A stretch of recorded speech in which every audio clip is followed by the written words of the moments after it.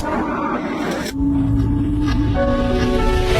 the world above, across the gulf of space, minds immeasurably superior to ours. From the world beyond, regarded this earth with envious eyes. the Weird 101 brings you Envious eyes. Riley Martin. In 1953 in northeastern Arkansas, I had seen lights above the river for 3 nights running. Call 888-STERN-101 with your questions. The Riley Martin Show on Howard 101. Hello. Hello, good people. Welcome to the Riley Martin Show. We're glad you're here. Yes, indeed.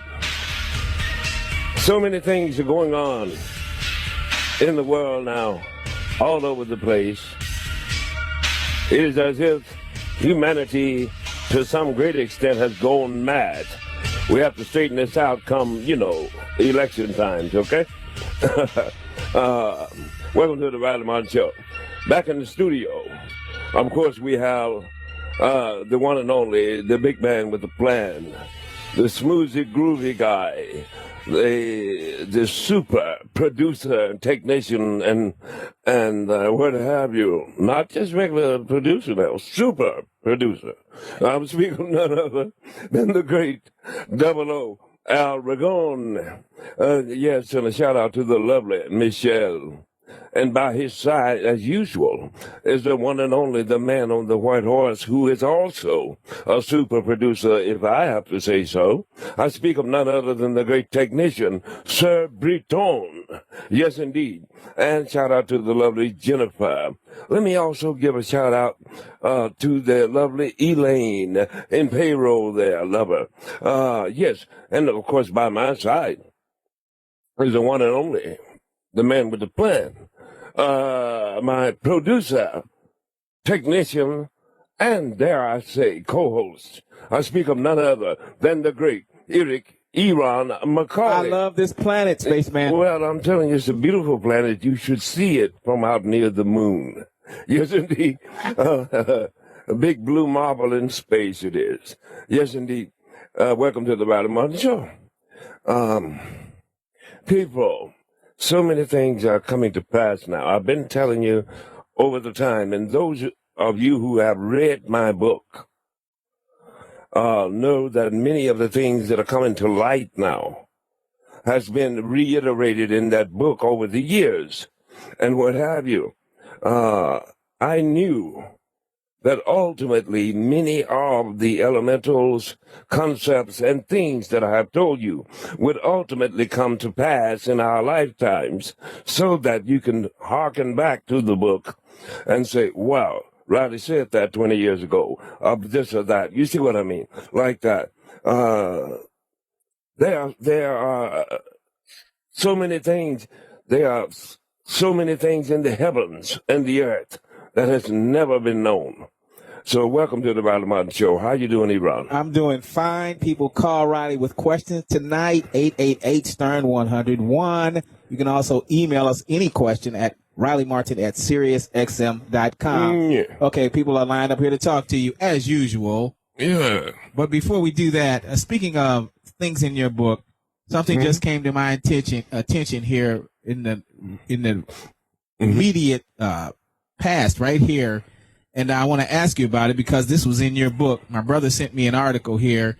Evidently, a man by the name of Dr. Stephen Greer is producing a film called Sirius, S-I-R-I-U-S. Yes. And in this film, he unveils footage of a tiny alien humanoid. This is a fantastic looking stuff. It looks real to me. Yeah, down in Chile. Yeah. I guess they found it. And this fits exactly the description of something you talked about in your book when you wrote it about a tiny ET race called the Nillets. Nillets, yeah. Is this the Nillets, and can you tell us a little bit about those people? Certainly.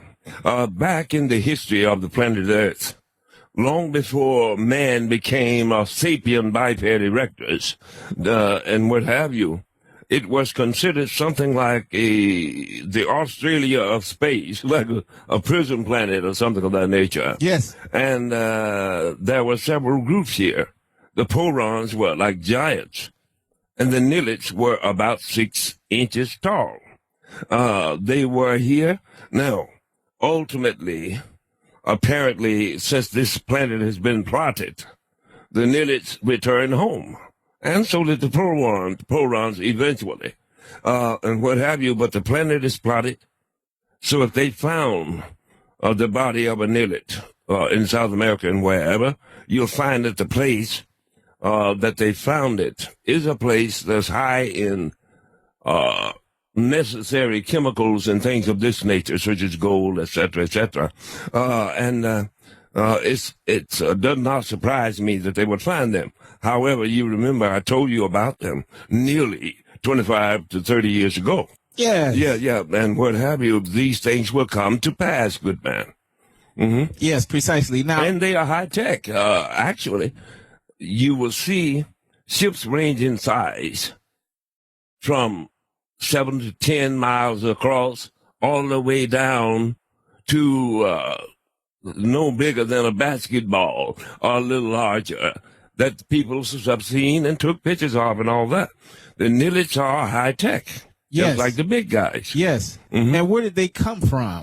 Oh, well, they came from a place, they say, in the 7th quadrant of the Milky Way galaxy, which is, of course, within our more or less space sector, such as the BRB is in our space sector. And now the Targets are in our space sector. The Dorians are in our space sector on the 7th quadrant. And I'll tell you another thing.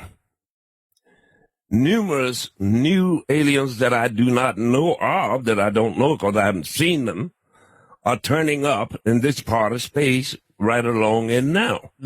However, they too will have to adhere to the actions that they are allowed to do here on this planet, because the Biarians more or less oversees this part of space, having claimed it, so to speak.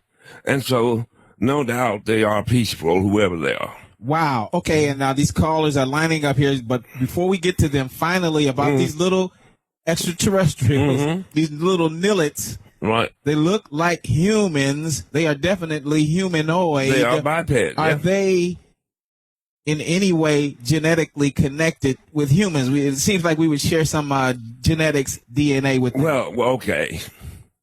Now, sometimes back in history, or somewhere in the Oriental Rim somewhere, and then portions of China and various other places, they found people who were no more than, say, 18 inches to 2 feet tall and things of this nature.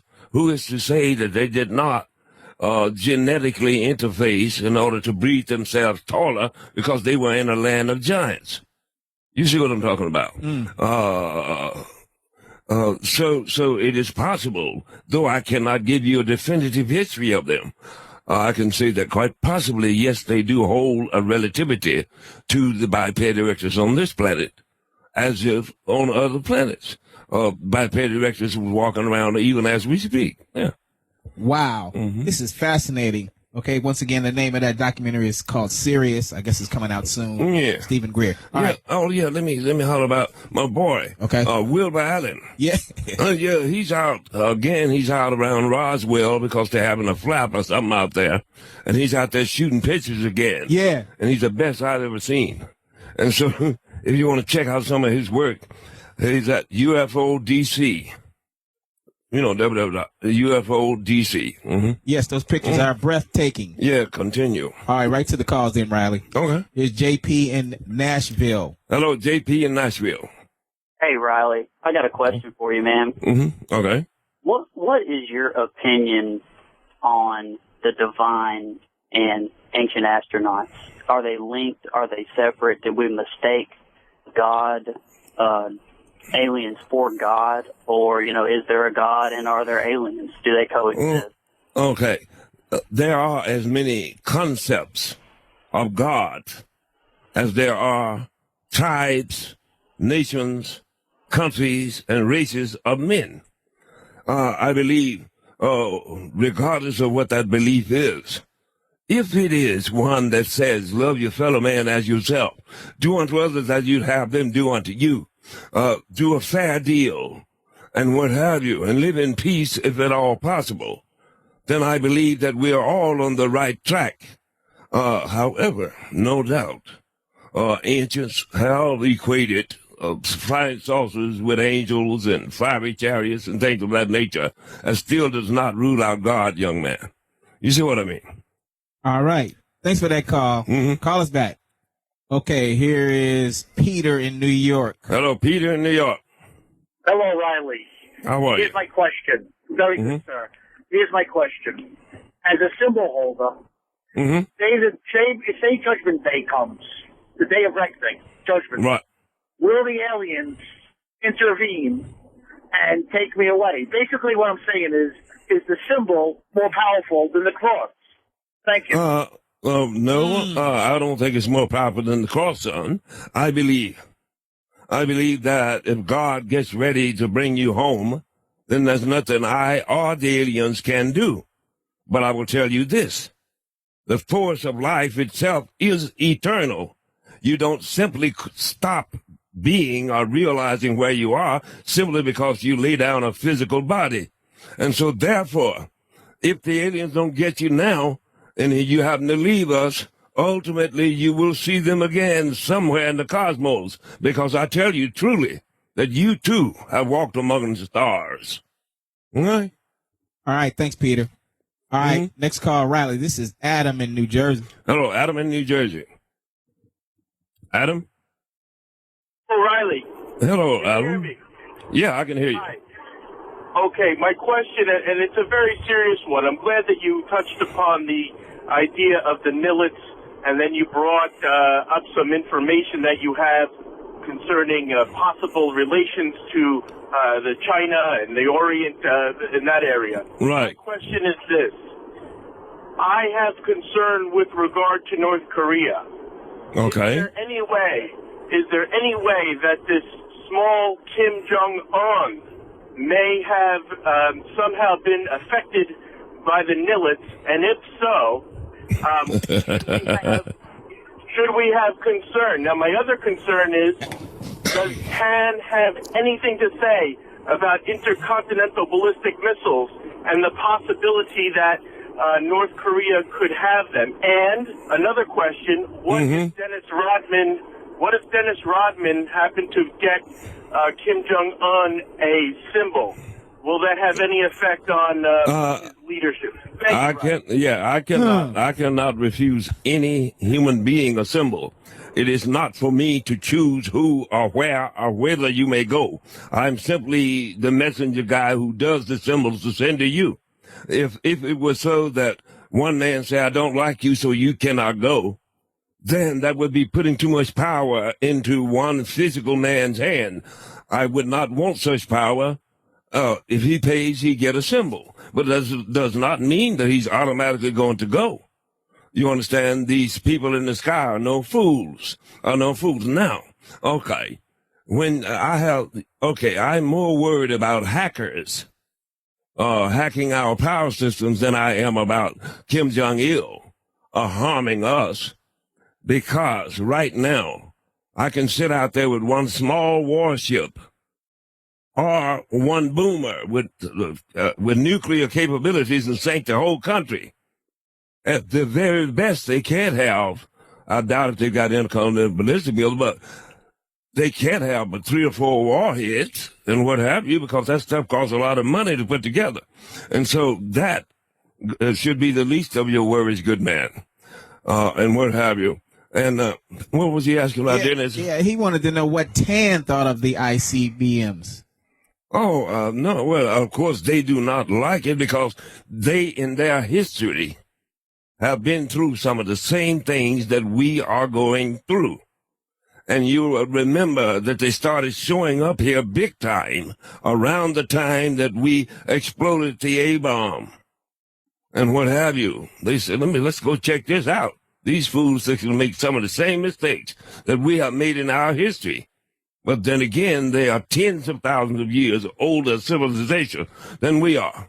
See what I mean? Yeah, so we don't have to worry about Kim Jong-un. You don't have to worry about Kim Jong-un. All right. Hey, I was stationed in Korea in the military. I love South Korean people. They got a lot of soul, right? Oh, yeah, definitely. All right, next call. This is Jim in Ohio. Hello, Jim in Ohio. Hey, Riley, nice to speak with you. I just had a quick question. What happens to alien ships when they have a mechanical failure in outer space, and how do they maintain their ships?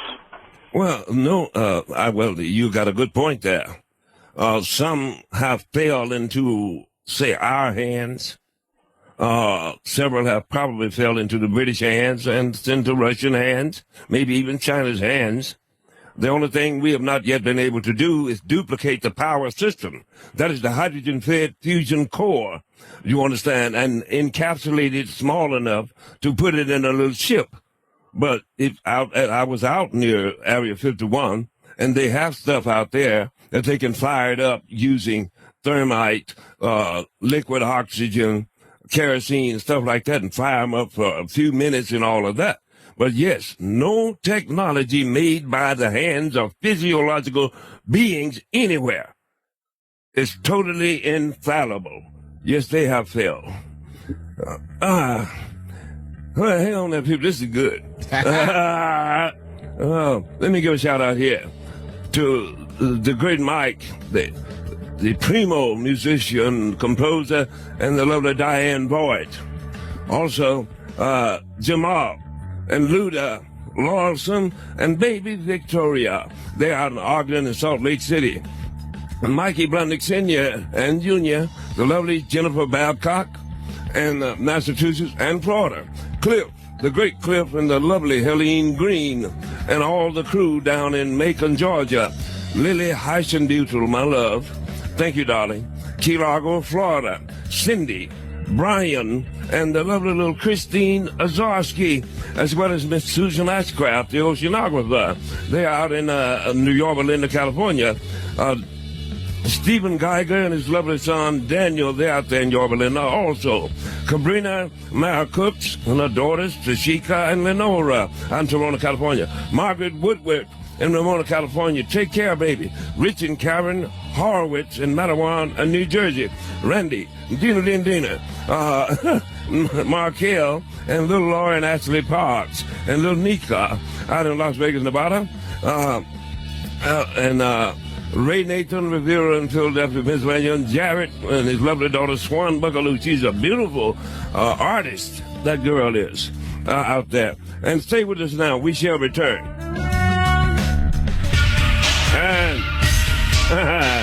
And we are back. Thanks for staying with us, listeners. Welcome back to the Riley Martin Show. Before I give you my advertisement, I just want to mention the name of a beautiful young lady. She's from Kanisna, South Africa. Her name is Tanya Ann, spelled Sneeman, but it's probably pronounced Sneeman, Tanya Ann. And my buddies out there, Dick Wolf and Nick Good and all of them in South Africa. Yes, indeed. People, go to Riley Martin, RILEYMARTIN, RileyMartin.com. Get first of all, fake symbol, then get your Millennium books, and you can get the original book signed if you want to. Go to Amazon Kindle on your box, and you can get the audio book there. You can get the audio book. You see what I mean? You can get the real audio book if you go to RileyMartin.com. Also, you go to the store, and you'll see some of the very special symbols. Now, these are not tickets, but they will bring you good fortune and all that. And get your symbols, people. Things are cooking up here on this planet, which are, I don't want to frighten you or anything of that nature, because they have promised to help us out with any cosmic happenstances. Nonetheless, they are not totally infallible. So I would suggest that you get your symbols at the nearest opportunity. Go to RileyMartin.com, okay? And back to you, E. Okay, before we get back to the people here, quick question here. You've done a lot of drawings that are unpublished, people haven't seen. Right. I have one here in particular that's very odd and unusual. And this is you say it's a Tarxian Queen Royal flagship, circa 20,000 BC. So evidently this was a long time ago, one of their ships. It's very odd configuration. It looks like it can't go anywhere. It's so oddly shaped. Yeah. Could you say a little bit about this? What is the propulsion system of it? How does it even move? It's in the propulsion system. They are using nuclear power. They had not yet reached the hydrogen-fed fusion reaction. But what that would do is it actually turns around and kind of straightens out like a snake when they get ready to do serious runs. You understand? It at the ball bearings there, it turns around and stretches out when she's getting ready to do some serious running. They did a lot of damage. Wow. They did a lot of damage with that thing too. I believe it. Dig. That's a strange looking ship. Okay, so at some point maybe you can publish it for people to see. All right. Before we get back to the calls here, I have an email question here for you. Right. And this is from Tanya in South Africa. Tanya herself. Okay, she wants to know about a term that you used on her symbol. The term, quote, of the highest order, unquote. She wants to know, number one, is it used on all of the symbols? And she's also saying that these words were used before in her life when she was asking her guides about an etheric implant that was at the base of her spine. She said when she asked them about this, that they advised her not to be afraid, that this was of the highest order. So she wants to know about that phrase. Yes, my darling. I don't want to give you too much information to the extent that that is your designation. And remember, you are of the highest order in my eyesight. For I am a man who shall choose to love all of God's children instead of hate. And that is 2A1. I will choose to love them all. But that does not mean that the designation given will bear out in their lifetimes and what have you. Nonetheless, yes, my dear, you are of the highest order. Thank you, Tanya. Yes. 888-STERN-101. People call Riley with questions. And she's just as cute as she can be. She's the highest order of cuteness I've seen. Yeah. All right, here's Mark in San Diego. Hello, Mark in San Diego. Hey, what's up, Riley? Hey, Ron, I never knew you were in the service, man. Good looking out. Hey, absolutely, Riley, is it possible that the mothership wasn't as big as you describe in the book, but more just holograms and stuff? And if so, is all traveling on and between motherships on pods, or is there warp, or what are we doing? Yeah, well, actually, see, you need to get the book. Okay, the mothership herself. I told everybody, including NASA, where it was. In 2004, the Cassini-Huygens started taking photos of a great luminous object out near Saturn. It does not come within the Earth's atmosphere. Smaller ships do that, but it is 40 kilometers across. Looks like a big old Tiffany egg or something like that. And it's been stationed out there since perhaps biblical times. You understand? That's the headquarters that they go back and forth to and all that. They do the other things in the smaller runners. And even they are of certain technologies and things of that nature. Mm-hmm. All right. Thanks, Mark. Call us back. All right. Here is Balls in Pennsylvania. Hello, Balls in Pennsylvania. Hey, Riley. I just wanted to tell you I seen you on my big redneck vacation. Oh, okay. Really cool. I thought it was really cool to see you on TV. But I was wondering, is there ever a chance you think that they might ever put your show like on a Howard TV kind of thing? Well, I don't know. If I was them, I would. You know what I mean? I would do a film with them or something of that nature if they wanted to do and learn what I learned. But I cannot say what their plans are and what have you, good man. All right. Thanks for that call. Here is Chris in Arizona. Hello, Chris in Arizona.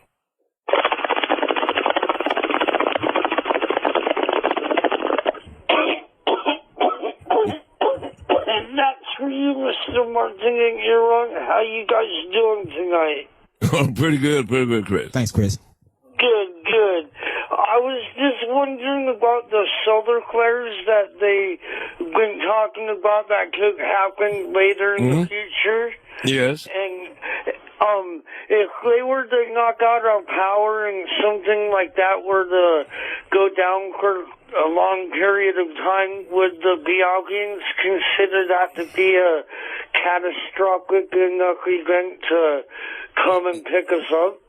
Well, no. Well, actually, that wouldn't be enough to kill us off at the time. However, that will be within your lifetime mine what they call maximum solar flare R2 are several. However, the Biavians have, and the Dorians and others have agreed to help us with them. They can do that by seeding certain carbon and metallurgical composites above our stratosphere and just, knocking out. What I mean is not stopping the solar flare, but dispersing it up so that it won't hit exactly one place at force. We get solar flares every day, but I'm talking about these are biggies and what have you, and what have you. But when they tell me, I will tell you when to get ready. Better have your symbol. I definitely got one. Yeah, definitely. Great. My pleasure, big guy. Give my love to the folks. Yes, sir, and thank you very much, Mr. Martin. Well, take care. Great, take care. All right. Chris. Mm-hmm. All right, thanks, Chris. Next call. This is Johnny in California. Hello, Johnny in California. Hey, what's up, Riley? How you doing? Pretty good, Johnny. Hey, I had a quick question. I was wondering, what do aliens eat, and where do they take their shits? And can we possibly use that as a fuel source? Yeah, well, actually, yeah. All over the stratosphere. Yeah, they've got bathrooms. They've got bathrooms, man, they're smaller than yours. But if you were on the mothership, you'd have bathrooms too, and what have you. And on top of that, for some reason, they reuse all waste matter. But now, Biavians do not eat meat products. They use vegetable products. But if you were there and wanted a steak, they would make you one out of veggies, and you could not tell the difference, good man. All right, thanks for that call. So they recycle everything, right? Well, yeah. Well, everything is made out of H2O, carbon, metallurgical composites, and things of that nature. And so they don't just dump them in space. Right. Like that, yeah. And we here on Earth, we do pretty decent on recycling, would you say, or not? Not yet, but we're doing pretty good. We're going to have to do these things, and do to the nth degree. We're going to have to do them because we are growing at a rate of more than 1 million new human beings a month. So something got to give. Yes. I saw a guy on television the other day with a completely recycled outfit on, made of all recycled material. All right, here's Eric in New Jersey. Hello, Eric in New Jersey. Hey, what's up, my brothers from another? Hey, how are you? How are you? What's going on, man? What's going on, my friend? Hey, what's cooking? Riley, I want to ask you, one question. I got one question for Iran and one for you. And, then I'll listen. My one question for Iran is, one, I know it's probably been asked, but have you been on the mothership yet? And no. Have you even experienced it? No, not yet. Okay. And then my other question for Riley is, Riley, when is the last time you have spoke with Tan, and what did he say to you recently? Okay, yeah, well, I'll tell you what I can. Nonetheless, here lately, his conversation to me, and that's been within the last couple of weeks, his conversation to me have been the arrival of various other alien factions that I've never seen before. And some of them got big long ships that looks like what would you ear corn or something, things of that nature, because this is a pivotal time for the earth with the sun flares and all. Also, with the attitude of humanity and what have you upon the earth, mankind towards mankind and all that. So they are here to observe us and all of this. But he cut in to talk to me from time to time, good man. But I don't necessarily record everything he says to me. But this is pivotal in this time, coming up to, say, 2026. All right, Eric, thanks for that call. Yeah. Nice to hear from you. Okay, question here. Okay, you have said that you have children, 3/4 human, 1/4 extraterrestrial, out on Biave, I guess. Mm-hmm. And my question is there has to be something uniquely special about these kids that you have offspring, that you have with these hybrid alien women. Do you think that they have something that neither parents possessed, or is there something special about them? I would imagine. And also, what do you think they're up to these days? They're just kicking it. But I would suspect that they would inherit elementals from the mom and the dad and what have you. I cannot tell you all of what they have. However, all you got to do is read your ancient scriptures.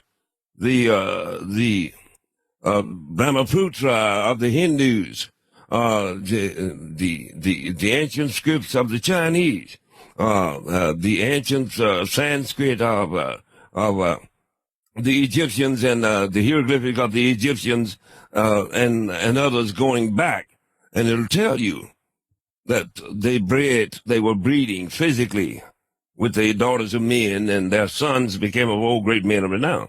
So that's no great distinction of mine. It's just that there was a time when their sons, that was half aliens, started breeding with humans, and we came up with Nikola Tesla, Einstein, Martin Luther Kings, and various other things. You see what I mean? Got it. That does still seem like a great distinction. All right. Okay.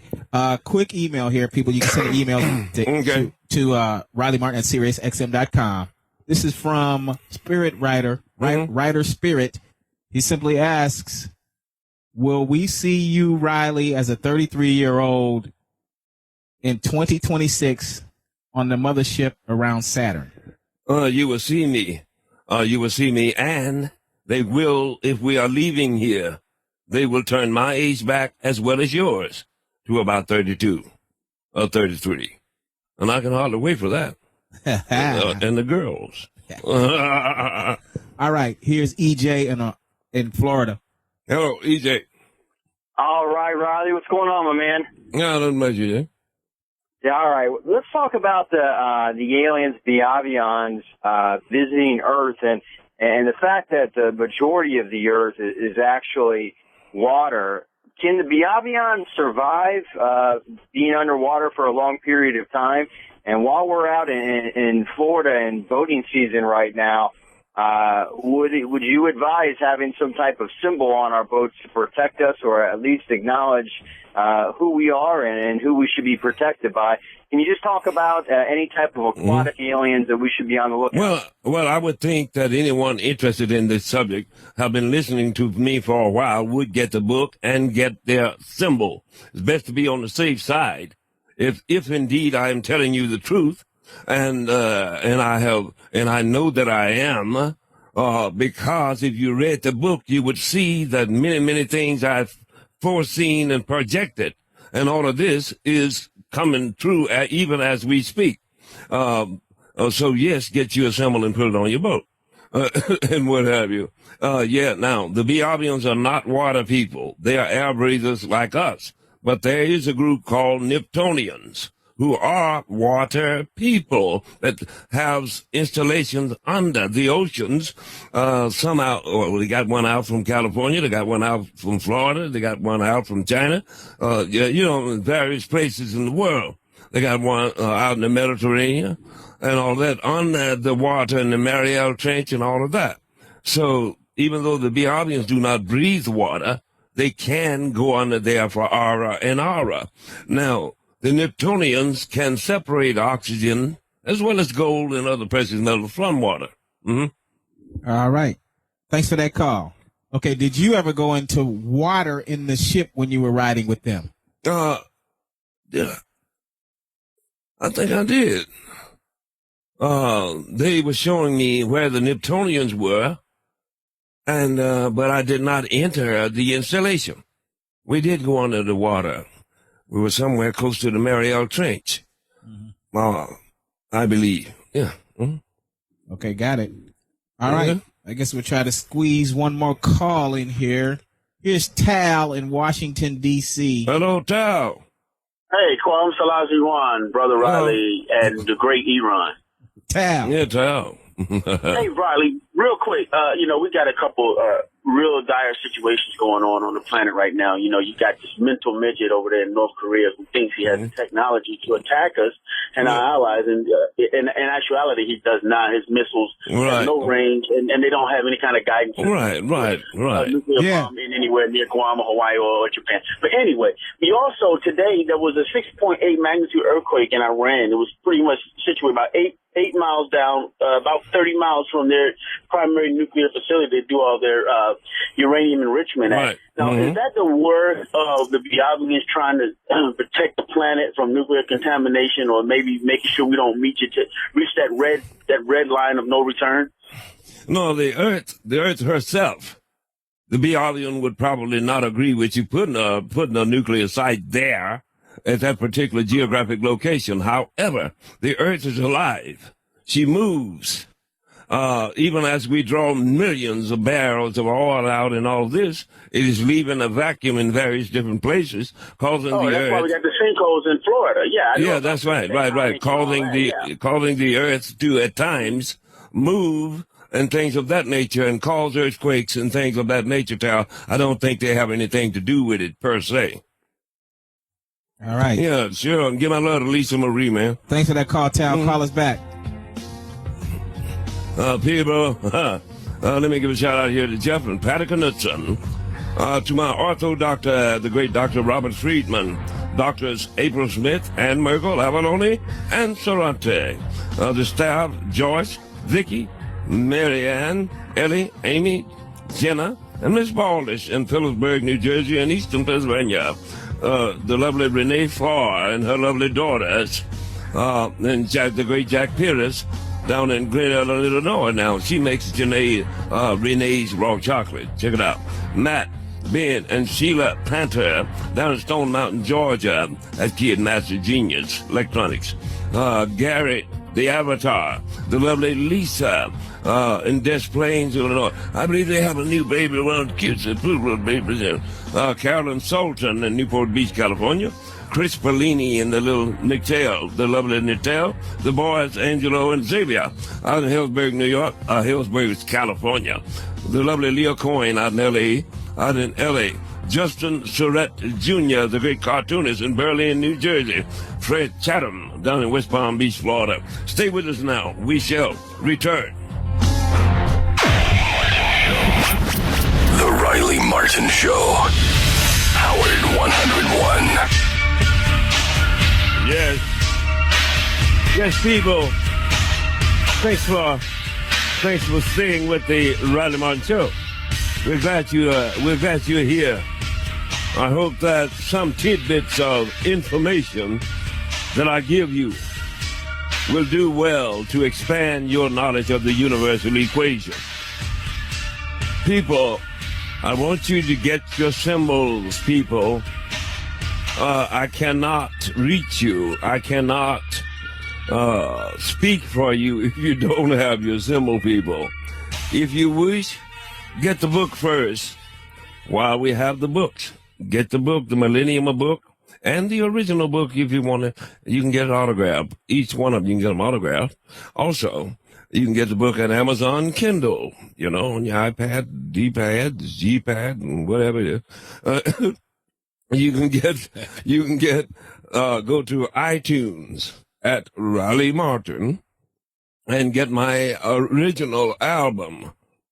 And out of that, then go to the store, click on the store, and you can get the special symbols. People have attested to the fact that many great things have happened to them after they got that special symbol. But of course, your ticket symbol is also positive. I don't do negative at all. And what have you, go there and get it, RileyMartin.com. Iran. Also, people, don't forget you can listen anytime online. Go to SiriusXM.com and click on the Listen Online tab. Okay, before we close out these calls, another email here. Okay. This is from Mushroom Stone Matt. Okay. Mushroom Stone Matt. He wants to know, was Question the Space Beaver your only vocal conversations while you were on the mothership? And also, could you share with us some of what Question's voice sounded like? Well, Question was a pragmatic, wisecracking dude, but he could actually verbalize. The audience cannot articulate like we talk with our vocal cords and all that. You know, I said, Question, hey man, get out of my face. He said, ain't what your lady said. Like stuff like that. He was always wisecracking. But you see, a human actually needs to talk.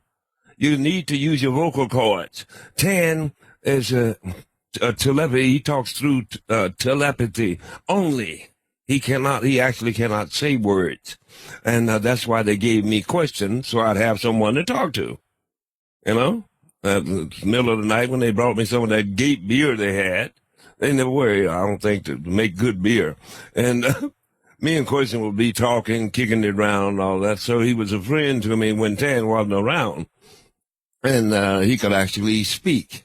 You see, that was his purpose there. So he was the only one you spoke to? Only one I spoke to. And I'm still having a hard time understanding how I've seen a bird mimic a human voice. Well, of course, I've seen Mr. Ed the Talking Horse on TV, but that's TV. How can he talk English? I can't understand. Well, my goodness, from what Tan said, his syllogism, his talking and all that, more or less was taken from my personality. And but I have to say that I'm not as pragmatic and wisecracking as him all the time. But anyway, he could do that. Now, if my cockatoo over here can talk, whether he knows what he's talking about or not, then the aliens should have been able to make a creature that could actually talk. You see what I mean? Since they didn't have another human around at the time that was available for me. Yeah. Got it. All right, let's close out the calls. 888 Stern 101. Here's Joe in Ohio. Hello, Joe in Ohio. Big book. I really enjoyed it. Oh, okay. Thanks, Joe. The question I had for you is, you were saying earlier that just because Kim Jong-il might have a symbol, that they wouldn't be foolish enough to let him onto the ship. Does that mean that Chris in Arizona won't get on because all he does is sit around and smokes pot all day? Well, no, actually, the elemental hemp cannabis seems to be somewhat of a common planet on most air-breathing planets out through the galaxy. So they got some stuff out there to turn his head around. So I wouldn't think that they consider that a terrible, terrible thing. Compare it to some of the other things we do here, like hard liquor and stuff like that. See what I mean? All right, next call. This is Tommy in North Carolina. Hello, Tommy in North Carolina. How you doing, Riley? Okay. My question is, does the aliens have a government and laws that they go by? Well, I'm sure they do. They have a council of, say, 7. 7 individuals that they discuss things with and all of that. And, of course, everything has to have order in order to continue to exist. For instance, if it were not for the Biavian's order, the alien out there with the least technology can cross that vastness of space, could have took us out long ago, but they won't allow that. They don't harm human beings and things like that. So yeah, they got rules and orders. I never got a chance to really study their governmental order to any great extent, good man. All right, thanks, Tommy. Yeah. Call us back. Here's Pedro in California. Hello, Pedro, California. Hello, Riley. How are you? Thank you for taking my call. Okay. Riley, I want to make clear, I'm not a religious freak. I'm not going to be talking to you the Bible and none of that stuff. But every time I hear something about the Bible, people come to me and talk to me about things that happen in the Bible. I was related with alien life. And the question is that whenever they say that Jesus went into the Olives to talk to his Father, they saw this big bright light. And I would say to them, they get upset with me, the religious people, when I say to them, maybe Jesus was an alien. Well, okay, tell them. Yeah. And then my question is this to you: was Jesus an alien, or am I right? Is related with aliens? I can tell. Yeah. Well, I can tell you that Jesus said this. He said, "There are more things in the heavens and the earth than have ever been known." Quite possibly, or he knew about them if he wasn't one among them. Now, there have been other exemplary living beings down through history who were able to do things such as heal the sick, levitate, and things of that nature. So whatever he was, it was a far greater thing than most men are. Therefore, I would have to think that he would know about these people in the sky also. So it's not against the church or anything of that nature. Thing of that nature. Give a shout out here to Everett Ellicott and his mom Grace in Falls Church, Virginia. Princess Lee in Navarre, Florida. Thank you, Princess. Tyler Art in Dominica, Carlsbad, California. Marva Joy McKenzie down in South Miami, Florida. Mark Murad and Eve in Denver, Pennsylvania. Gladys Marks, my darling, down in Atlanta, Georgia. Ed McHerby in Akani in Brooklyn. Vance and Pilar Mason, Vance and Pilar Mason in Erdinger, Kentucky. Richard Counter in Dublin, Ohio, and all that. Hunan Ra. Thank you, Hunan. Honolulu, Hawaii. Bill and Carrie Coolish out in Scottsdale, Arizona. Kenneth Wallace, the driver in Buffalo, New York. Jay Shawya in Ohio. Barry and Michael Kritchik out in California, out in Tarpon Springs, California. Philip and Miss Hope. Love you. Sanchez out in Napa, Idaho. People, go to RileyMartin.com, get your symbols, get your books, and all that. And we love you. And hope we have not bored you to distraction. Call us back next week. Be back here for the Riley Martin Show. Tuesday night, 7 o'clock Eastern. We love you. Take care now. Bless your heart. Bye-bye now. We out of here.